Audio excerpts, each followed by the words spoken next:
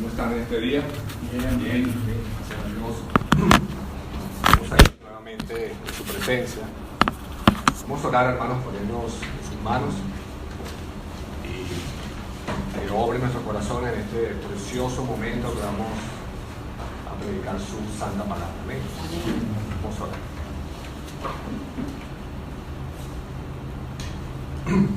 Padre, damos gracias, Señor, a ti, al único Dios verdadero, Señor, el único Dios bendito, Padre, dueño de todas las cosas. Estamos aquí, Señor, tu pueblo, tu iglesia, Señor, para adorarte, Señor, y para exaltar tu gran nombre, Señor. Permite, Dios, que en este tiempo en el cual vamos a ver qué nos dice tú, Señor, en tu palabra, meditar en ella, Señor, y poder, Señor, también consolarnos y exhortarnos en ella, Padre. Permite, Señor, que estemos quietos, Padre, a escuchar, Señor, lo que tú nos quieres decir, Señor. Que estemos atentos, Padre Santo, a tu palabra. Que tu palabra predicada, Señor, penetre en cada corazón aquí presente, Señor, y los haga ver su pecado, Señor, y venga a ti en verdadero arrepentimiento, Señor, según tu palabra, Señor, según tu voluntad, Padre. Asístenos, Señor. Sin ti nada podemos hacer, Señor.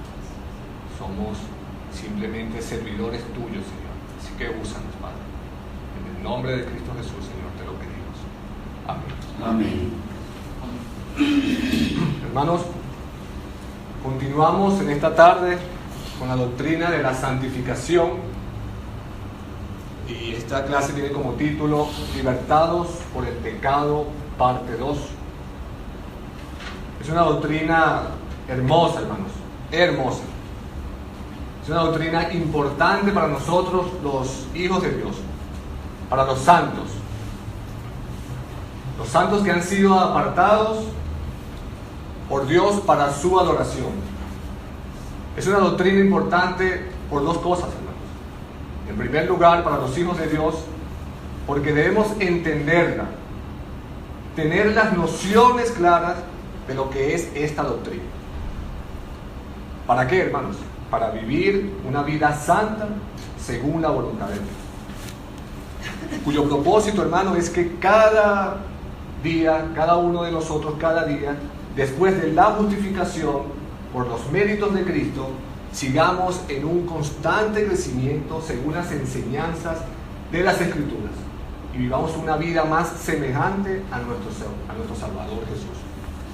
En segundo lugar, es importante para nosotros, hermanos, porque si hoy nosotros estamos aquí y no estamos claros de lo que significa la santificación en nuestras vidas, déjame decirte, hermanos, que nuestra alma está en peligro. Está en peligro, hermanos. ¿Por qué? Porque la palabra dice ciertamente y claramente que sin santidad nadie podrá ver a Dios. Y eso, queridos hermanos, nos dice que si aún nosotros estamos aquí viviendo una vida conforme a las obras de la carne, es decir, en pecado, eso tendrá graves consecuencias en nuestras vidas cristianas. Es cierto, hermanos, que todavía mora en nosotros el pecado. Pero como vimos en las clases pasadas, hermanos, hemos sido justificados en Cristo. Tenemos una nueva naturaleza, estamos unidos a Él y ya hemos sido declarados justos ante Dios. Justos ante Dios. Pero como dije, aún está el pecado en nuestras vidas. Y es allí, hermanos, que Dios nos santifica. No solo nos justifica Dios en Cristo, sino que también nos santifica, haciendo su obra de salvación a cada uno de nosotros. Él es quien nos santifica, hermanos, en su palabra. Como dice Jesús, santifícanos en tu verdad, porque tu palabra es verdad. Y es por eso, hermanos, que esta doctrina de la santificación es la que trata en cómo Dios sigue el problema del pecado en sus hijos, en los creyentes. Y vamos a ver, hermanos, brevemente un resumen de lo visto de las clases pasadas para aquellas personas que no pudieron venir o para nosotros mismos y recordar lo que vimos. En primer lugar, hermanos, vimos la definición de la santificación, que según el Catecismo Menor de Westminster, es aquella obra de la libre gracia de Dios por la cual somos completamente restablecidos a la imagen de Dios y puestos en capacidad de morir más y más al pecado y de vivir piamente. ¿Esto se está grabando? Sí. Es cuando Dios aparta algo para su uso, como vimos, convirtiéndolo en una posesión especial de Dios. Y así sucede con sus hijos. En su gracia salvadora, cuando nos justifica, Dios nos aparta. Y allí somos del uso especial de Dios para su gloria. En segundo lugar, hermanos, vimos esa estrecha relación entre la justificación y la santificación. Con la muerte de Cristo, la cual es su obra expiatoria, es ese hecho, hermanos, ese acto que se convierte en nuestra justificación. Cuando nosotros ponemos la fe en Cristo, Dios puede quitarnos la pena de la muerte, la paga del pecado. ¿Por qué? Porque ya Cristo como sustituto lo pagó por nosotros. Y ahora como justos delante de Dios podemos, Dios, establecer la relación perdida con Él. En Romanos 5:10 dice, porque si siendo enemigos fuimos reconciliados con Dios por la muerte de su Hijo, mucho más estando reconciliados seremos salvos por su vida. Esa estrecha relación entre la justificación y la santificación. Es por eso, hermanos, que también se habló de dos tipos de santificación. La santificación posicional, la cual sucede una vez salvo. Una vez salvo soy justificado y Dios me aparta para Él. Estamos ahora en otra posición a los ojos de Dios. Y la otra santificación es la progresiva, la cual es el proceso, hermanos, que va sucediendo hasta el último día de nuestras vidas. Es decir, hermanos, en nuestro caminar con Cristo, el Espíritu Santo obra en nuestras vidas y nos va transformando día a día a la imagen de su Hijo. Esa es la santificación progresiva. En tercer lugar, vimos su importancia, la cual es central, es indispensable y es esencial. Es central, hermano, en el propósito salvífico de Dios. Dios nos salva para ser santos y sin manchas, conforme a su elección soberana y parecernos más a su Hijo. Ese es el propósito de la salvación de sus hijos. Es indispensable, hermanos, en la actividad salvífica de Dios, en donde Dios Trino actúa en nuestra salvación. Siempre es Dios, hermanos, el que la lleva a cabo. Siempre es Él. El Padre lo planifica, Dios el Hijo se ofrece como Redentor y la llevó a cabo, y el Espíritu Santo la aplica a cada uno de nosotros, convenciéndonos de pecado y produciendo lo que llaman la regeneración. Y de eso estaremos hablando más adelante. Todo eso es progresivo también, todo eso pasa progresivamente. Y es esencial, hermano, para la seguridad del pueblo de Dios. Esa es la seguridad, hermanos, del Hijo de Dios, que tenemos un Dios que nos ha perdonado y que la obra que Él comenzó en cada uno de nosotros, como el versículo aprendido, ¿verdad? Que yo creo que más nunca se nos va a olvidar ese versículo, que en la obra que comenzó en nosotros Él la perfeccionará hasta el día de Jesucristo.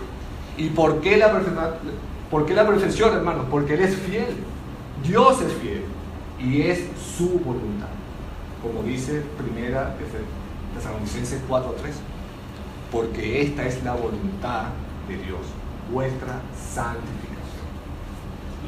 Amén. En cuarto lugar, hermanos, vimos las tres etapas de la santificación.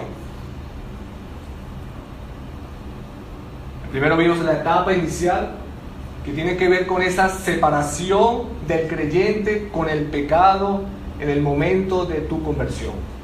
Vimos la etapa progresiva, que es el proceso a través del cual, como dijimos, vamos muriendo cada día más al pecado y pareciéndonos más a nuestro Hijo Jesucristo. Y la tercera etapa que vimos fue la etapa final. Esa etapa, hermanos, en la que llegaremos cuando nuestro Señor Jesús nos llame y estemos con Él con cuerpos glorificados. Eso no va a pasar aquí, sino va a pasar allá en el cielo cuando Él nos llame. Y dentro de esa etapa inicial, hermanos, que comenzamos a ver, estamos en la etapa inicial de la santificación. Allí vimos 3 encabezados también. Vimos la base bíblica de la santificación inicial y vimos la naturaleza de esa obra santificadora. En cuanto a la base bíblica de la santificación inicial, es cuando Dios obra y el creyente es liberado del poder del pecado en el momento de la conversión. También se le puede llamar la santificación posicional, como vimos anteriormente. La obra sobrenatural del Espíritu Santo que llega a nuestras vidas y somos regenerados, somos justificados en Cristo. Es decir, hermanos, en el momento de tu conversión podemos hablar que suceden 3 cosas. Una, somos santificados inicialmente, posicionalmente. ¿Por qué? Porque somos apartados para Dios.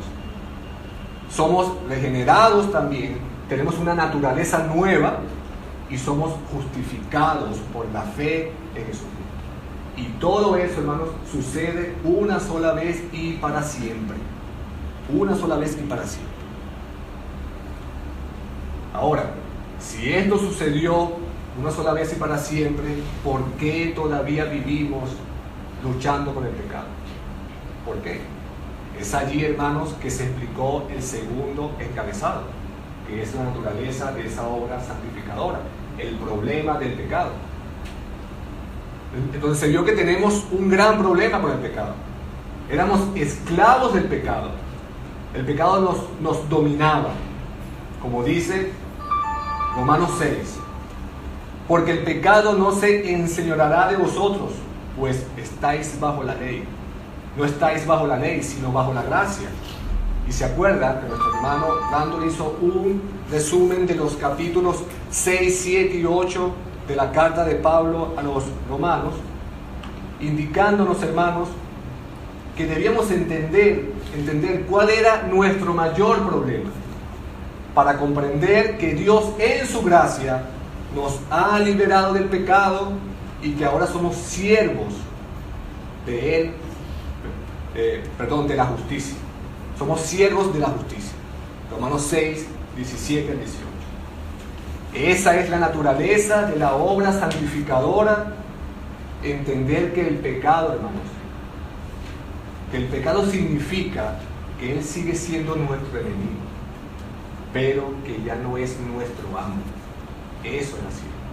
Es decir, el creyente ha muerto al pecado, pero sin embargo continúa allí revelándose en nosotros. Pablo dice, hermanos, en Romanos 7, 17, 23 dice: de manera que ya no soy yo quien hace aquello, sino el pecado que mora en mí. Y yo sé que en mí, esto es, en mi carne, no mora el bien, porque el querer el bien está en mí, pero no el hacerlo. Porque no hago el bien que quiero, sino el mal que no quiero, eso hago, dice Pablo.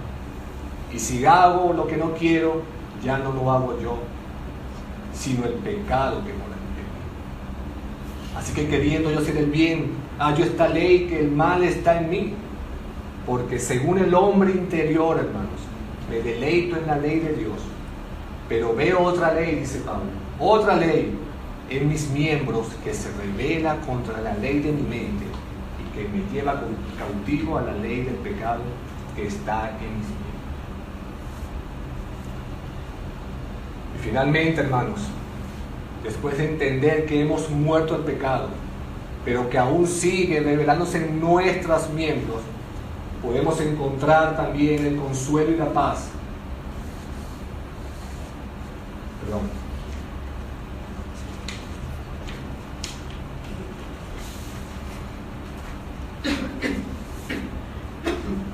Ese consuelo y la paz, hermanos, que encontramos en Romanos 8, que dice que ninguna condenación hay para los que están en Cristo Jesús.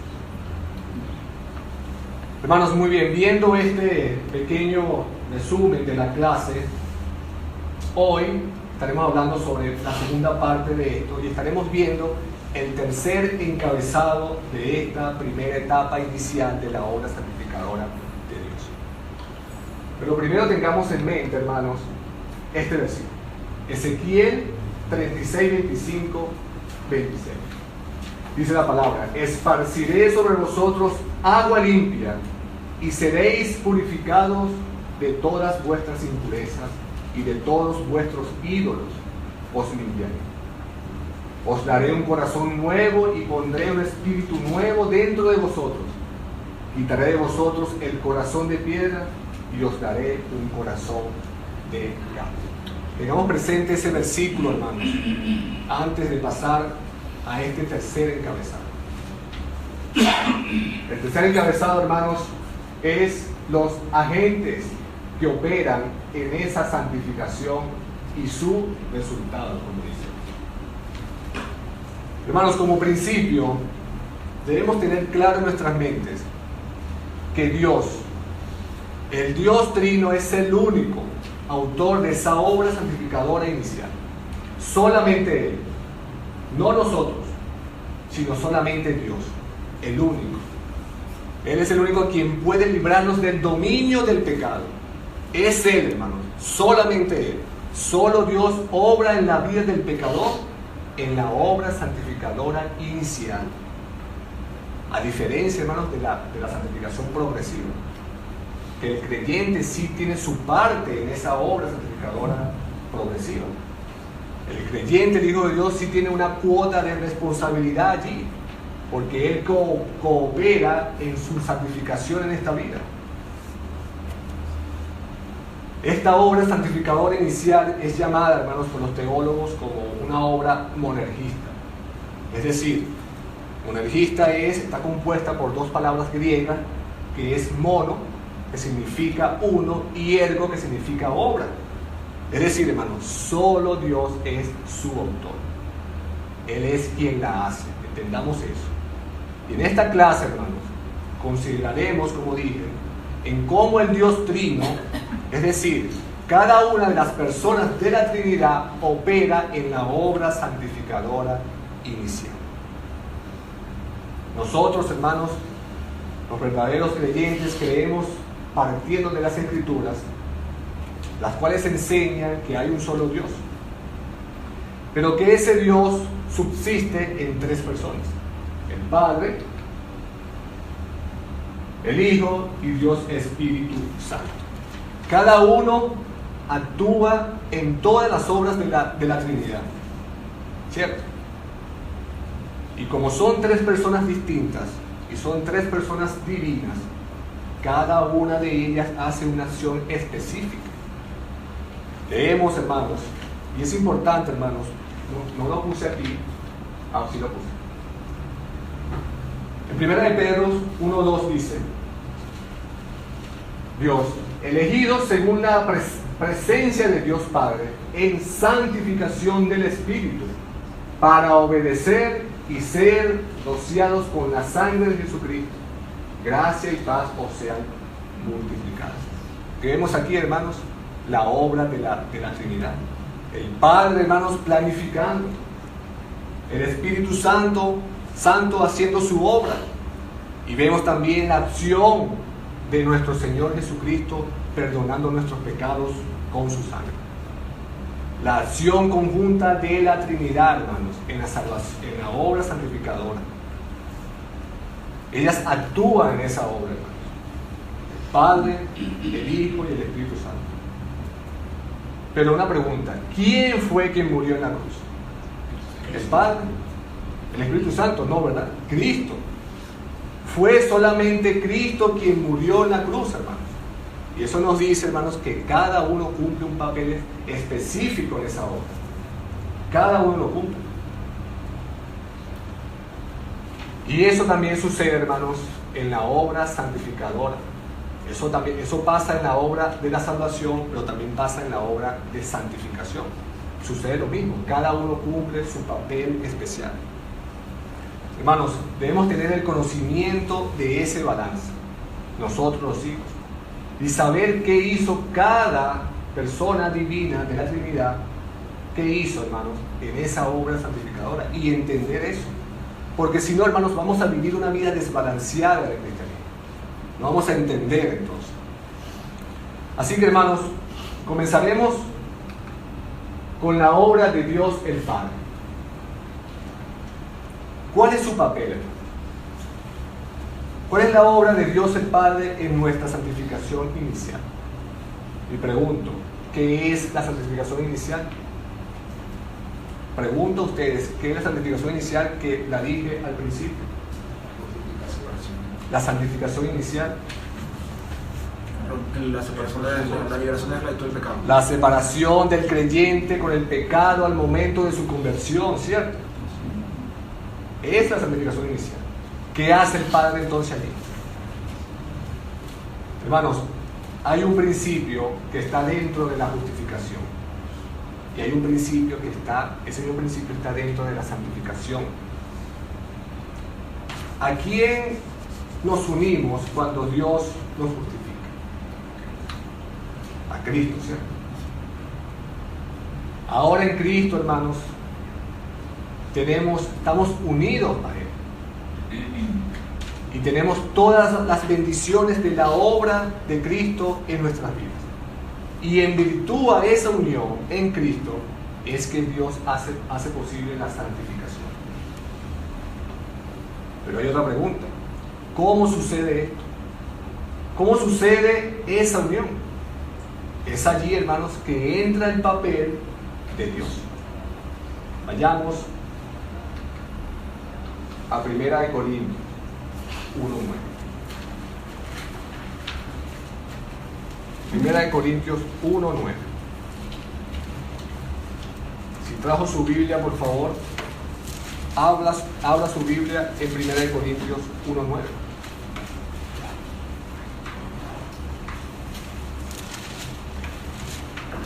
Dice la palabra de Dios: fiel es Dios, por el cual fuisteis llamados a la comunión con su Hijo Jesucristo, nuestro Señor. Aquí vemos algo interesante, hermanos. Dios, es decir, el Padre, la primera persona de la Trinidad, es quien nos llamó a la comunión con su Hijo. Solamente Él. Fue Dios en primer lugar, hermanos, quien nos llamó. Y ese llamado de Dios, hermanos, no es esa voz misteriosa que muchos esperan escuchar. No es esa voz. Y dicen, es que no he escuchado la voz de Dios. Es que Dios no me ha llamado. ¿Cuándo voy a escuchar la voz de Dios? No es ese llamado. Tampoco es el llamado al frente, hermanos, como hacen muchos. Y la persona levanta su mano y pasa al frente y hace una declaración de fe y dice, soy salvo, obedeciendo ese llamado del púlpito. No, hermanos, ese tampoco es el llamado de Dios. El llamado de Dios, hermanos, es la manera soberana, y escúchenlo bien, la manera soberana, misteriosa, que nos lleva y nos mueve amorosamente y efectivamente a su Hijo para salvación. ¿Escucharon eso? Lo vuelvo a decir, hermanos. El llamado de Dios es la manera soberana, misteriosa, que nos lleva y nos mueve amorosamente y efectivamente a su Hijo para salvación. Es la obra poderosa y sobrenatural que viene de lo alto, que viene de Dios el Padre, llamando al pecador, moviéndolo amorosamente y efectivamente a Cristo para salvación. Y déjame decirte, hermano, que sin ese llamado en tu vida, no hay salvación. No hay salvación, hermano. Que dice Juan 6, 44, 45. Vayamos allá, hermano.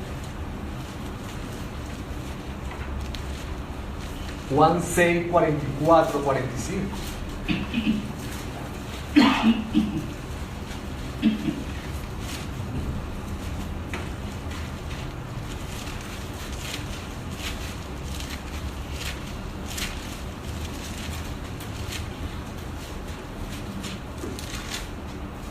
Dice Jesús, ninguno puede venir a mí si el Padre que me envió, ¿qué dice?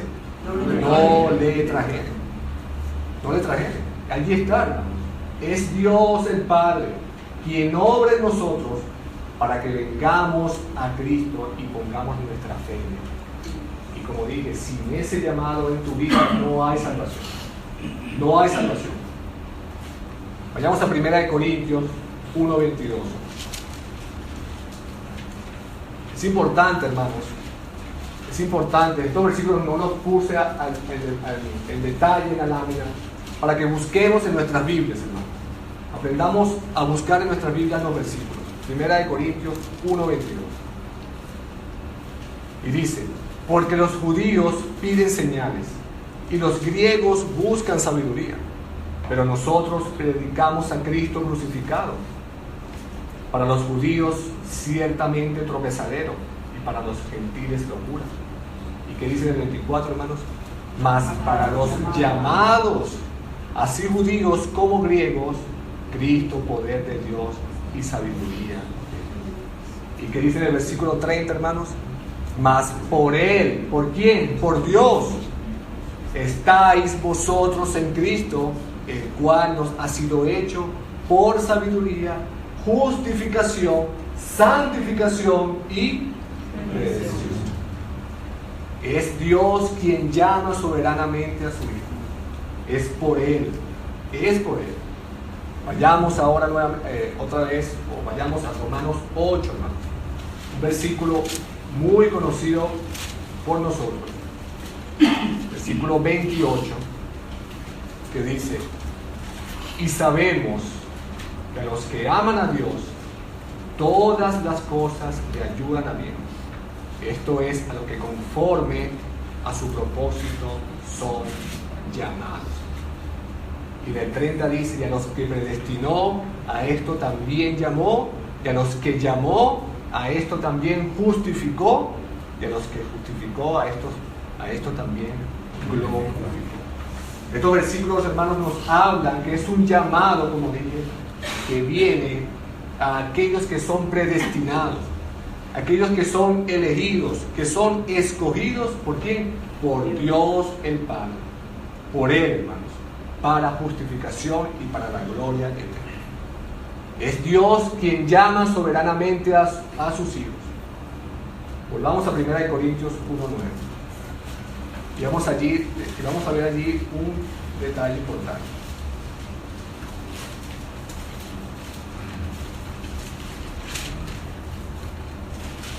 1 Corintios 1:9. Dice, fiel es Dios por el cual fuisteis llamados a comunión con su Hijo Jesucristo, nuestro Señor. Hermanos, prestemos atención aquí, porque este llamado, hermanos, es un llamado a la comunión con Cristo. No es una comunión simple, hermanos. No, hermanos. No es como muchos dicen, Cristo es solamente mi amigo. No, hermanos. Es un llamado a una unión vital con Cristo. Es un llamado a participar de Él. Somos injertados en Cristo, estamos unidos en Cristo. Y ahora disfrutamos cada uno de nosotros de todas las bendiciones de su obra salvífica, de su obra redentora. Su pueblo, hermano, su iglesia, ahora es santificada por el poder de esa unión vital en Cristo que nuestro Padre eterno, nuestro Dios Padre, hace con su llamado soberano. Estamos unidos a Él. Muchos llaman este llamado el llamado eficaz. Y el doctor Sproul dice que es el efecto, ese llamado eficaz es el que produce el efecto buscado y está relacionado con el poder de Dios para regenerar el pecado de su muerte espiritual. Es el trabajo de Dios, hermanos. Ninguna persona tiene la inclinación de buscar a Dios. Ninguna. No hay, hermanos. Ninguna tiene esa inclinación de venir a Dios antes de recibir ese llamado de Dios. ¿Por qué, hermanos? Porque no hay quien busque a Dios, dice la palabra. Todos los que son eficazmente llamados tienen una predisposición hacia Dios y entonces le responden en la fe en Jesús. Así que, hermanos, vemos que la palabra clave de la obra del Padre es el llamamiento. Es Dios quien nos llama, hermanos. Es Dios quien nos llama. Esa es la obra de Dios el Padre en la obra santificadora de nosotros. Ahora, hermanos, sabiendo que Dios es quien llama, ¿cómo puede el pecador, el cual está muerto en sus delitos y pecados, que está sumergido en la oscuridad, una persona que no entiende el Evangelio? ¿Por qué? Porque está muerto espiritualmente, porque no conoce al Dios verdadero. ¿Cómo puede hacerlo? ¿Cómo sucede? Allí entonces es donde actúa la persona, otra persona de la Trinidad. Queridos hermanos, el hombre pecador puede únicamente después de estar muerto y venir a la vida espiritual por la obra regeneradora del Espíritu Santo. La obra del Espíritu Santo, hermanos. Es por la obra regeneradora del Espíritu Santo que nosotros podemos obedecer a ese llamado de lo alto, a ese llamado de Dios el Padre. En primera de Juan 3, 5, 9, vayamos allá, hermanos. Estemos activos, no quiero que se me duerman. Primera de Juan 3, 5.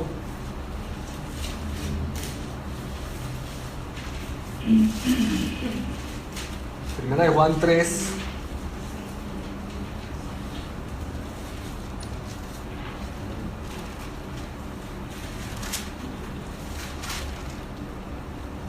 Dice la palabra de Dios: y sabéis que Él apareció para quitar nuestros pecados, y no hay pecado en Él. Todo aquel que permanece en Él no peca. Todo aquel que peca no le ha visto ni le ha conocido. Hijitos, nadie os engañe. El que hace justicia es justo como Él es justo. El que practica el pecado es del diablo, porque el diablo peca desde el principio. Para esto apareció el Hijo de Dios, para deshacer las obras del diablo. Y aquí está la obra regeneradora del Espíritu Santo. Todo aquel que es nacido de Dios no practica el pecado, porque la simiente de Dios permanece en él y no puede pecar porque es nacido de Dios. Amén. Esa es la obra regeneradora del Espíritu Santo. Ahora, ¿quiere decir Juan que una persona que ha sido regenerada no puede pecar más? No, ¿verdad? Porque antes de entender primera de Juan 3, hermanos, debemos ir a primera de Juan 1:8.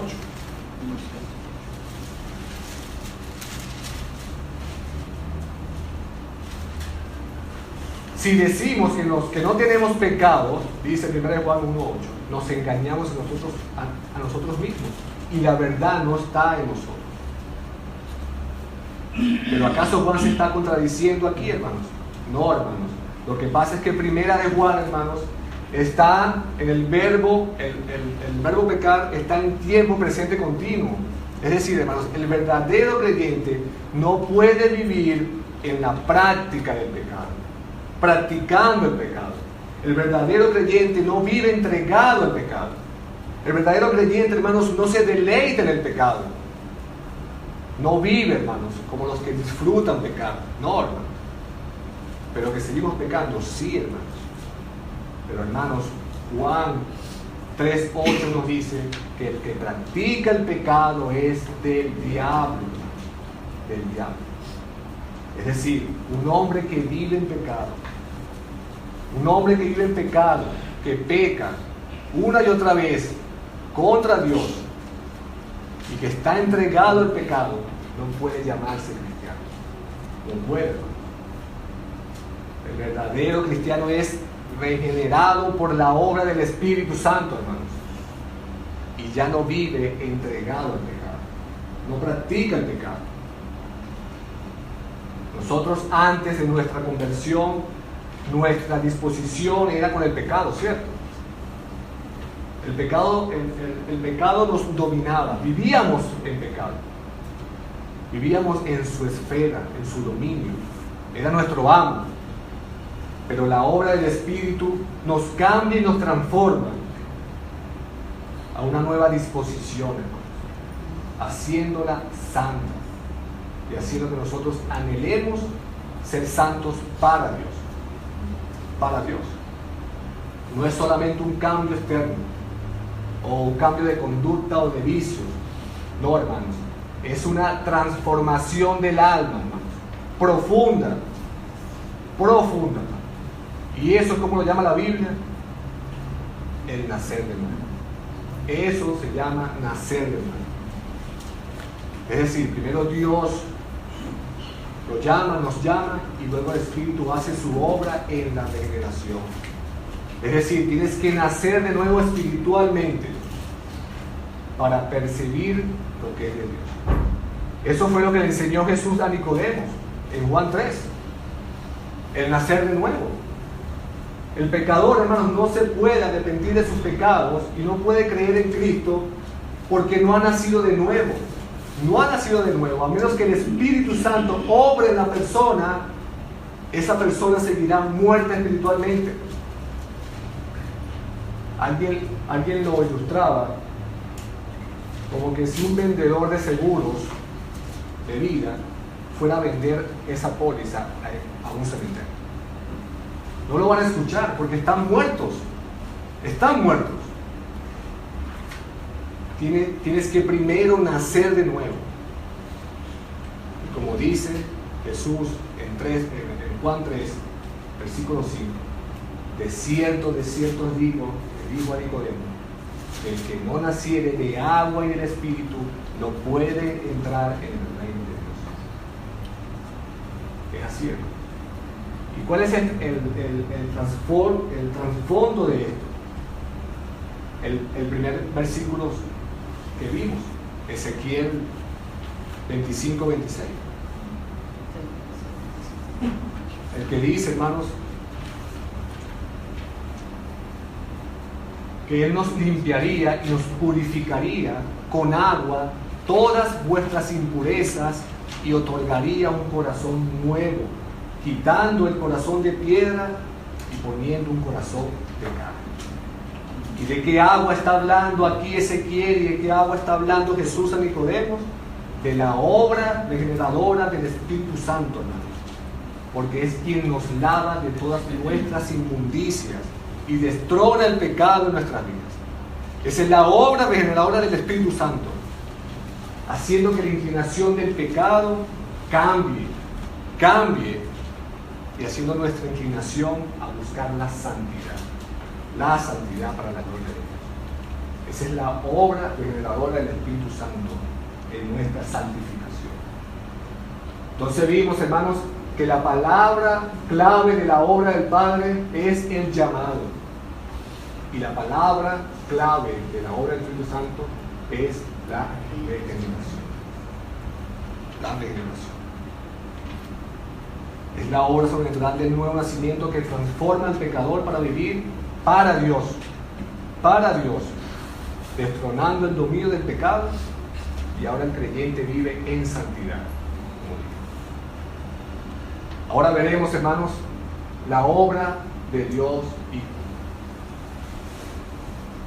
Jesucristo, hermanos, siendo Dios, se identificó con nosotros, con cada uno de nosotros. ¿Para qué, hermanos? Para que cuando Dios llame y el Espíritu Santo nos haga nacer de nuevo y pongamos nuestra fe en nuestro amado Jesús, nosotros podamos identificarnos con Él.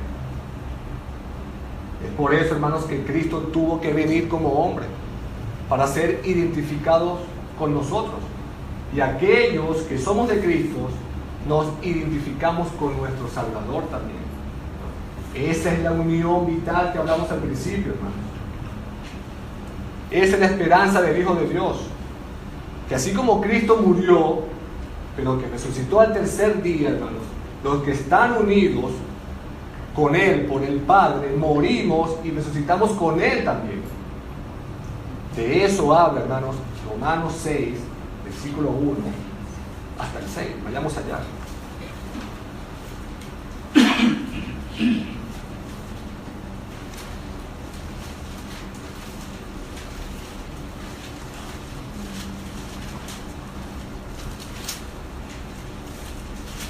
Romanos 6, versículo 1 al 6.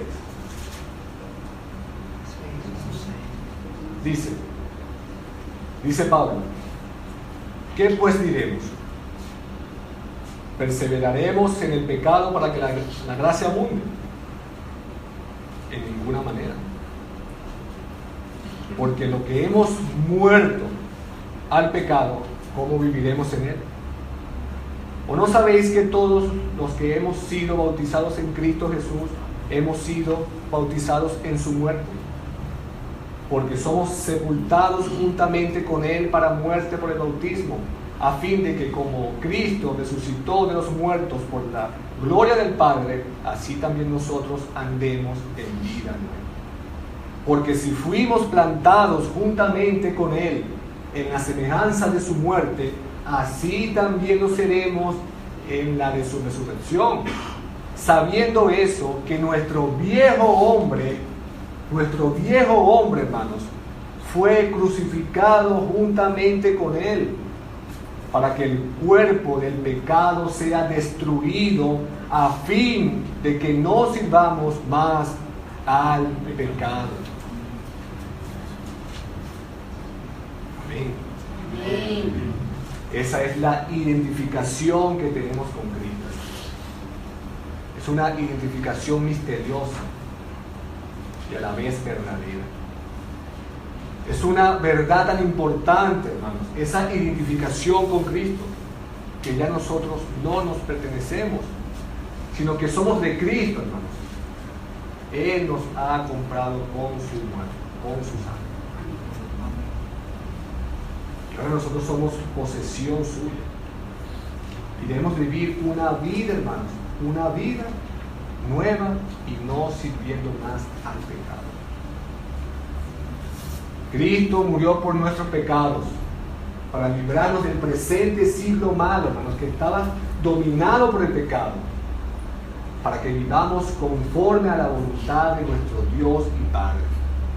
Y es por eso, hermanos, que Pablo, hablando de esa unión con Cristo, les exhorta y amonesta a los corintios. En 1 Corintios 6, hermanos, versículos 15 y 16 dice: ¿no sabéis que vuestros cuerpos son miembros de quién? De Cristo. De Cristo. Fíjense lo que dice Pablo: ¿quitaré pues los miembros de Cristo y los haré miembros de una ramera? De ningún modo. ¿O no sabéis que el que se une con una ramera es un cuerpo con ella? Porque dice: los dos serán una sola carne. Pero ¿qué dice en el 17, hermanos? Pero el que se une al Señor, un espíritu es con Él, hermanos. Es esa unión misteriosa, pero es verdadera. Cada creyente verdadero está unido con Cristo, hermanos. Con Cristo. No la podemos comprender esa unión. No la podemos comprender a plenitud, hermanos. Pero como dice Sugel, hermanos, debemos creer creer en esa unión. Si somos creyentes, hermanos, debemos creer en la unión vital con Cristo. Y la mejor forma de explicarlo, hermanos, es cuando Cristo murió en la cruz. Tú y yo morimos con Él en la cruz. Y cuando Él se levantó de la tumba, hermanos, al tercer día, nosotros resucitamos con Él, con Cristo. Amén. En su muerte cada uno de nosotros morimos con Él, y cuando Cristo resucitó juntamente con Él, cada uno de nosotros, hermanos, resucitó con Él para vivir una vida nueva en santidad y justicia. Amén. Queridos hermanos, es esa la identificación, es un hecho innegable en nuestras vidas. Si somos verdaderos hijos de Dios, somos identificados con Él. Y debido a su muerte y que se levantó de la tumba, es un hecho que Cristo quebrantó el poder del pecado y venció al Dios de este mundo. Lo venció, salvando para sí un pueblo celoso de buenas obras. Amén. Que estando unido a Él, hermanos, ya no es de este reino, hermanos, no es de este mundo, sino que somos de un reino eterno. Y esa es la verdad. Esa es la preciosa verdad de la identificación de Cristo, con Cristo. Así que la palabra clave de la obra del Hijo es identificación, hermanos. Identificación. Identificación. Entonces, como hemos visto, en la obra santificadora que nos libera del dominio del pecado, obran las tres personas del